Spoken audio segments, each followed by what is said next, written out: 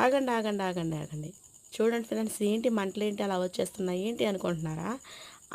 అదే ఫ్రెండ్స్, జీడిపిక్కలు తెలుసా మీకు? ఎండిపోయిన జీడిపిక్కలు అంటే కాజు కాజు నట్స్ మాట. అమ్మమ్మ పనికైతే వెళ్తుంది, కొన్ని అయితే తీసుకొచ్చిందన్నమాట. తీసుకొస్తే ఫ్రెండ్స్ అయితే కాలుస్తుంది. అవి ఒక్కొక్కటి మన స్విచ్వుడ్లు ఉంటాయి కదా, దీపావళి మందులు కాలుతాం కదా, అలాగైతే వెళ్తున్నాయి. చాలా అంటే చాలా భయం వేసింది. పాప మా అమ్మమ్మ అయితే చాలా ధైర్యంగా కూర్చోలేదు, మా కోసం అయితే ఎక్కడైతే కాల్చింది ఫ్రెండ్స్. చాలా అంటే చాలా భయం వేసింది మాకైతేని.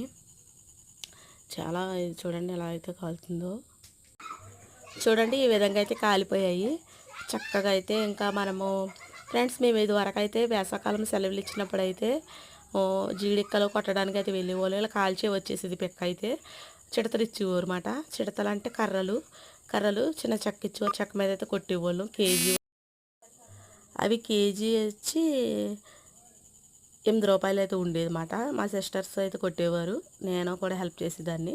ఏదో చిన్న చితక 5-4 రోజులు వెళ్తే ఏదో స్కూల్ సెలవుల్లో ఏమైనా కొనుక్కుంటాక రబ్బర్ బ్యాండ్లు కొనుక్కుంటాక ఉంటాయి కదా అన్నట్టుగా సరదాగా వెళ్ళేవాళ్ళు అన్నమాట. మా అయితే ఒక వారం రోజులు అయితే వెళ్ళమాట. కొట్టేవాళ్ళం. పప్పు ఎంతైనా తినొచ్చు ఫ్రెండ్స్, భలే ఉండేది ఫ్రెండ్స్. కొడతా ఉంటే తినేసాం.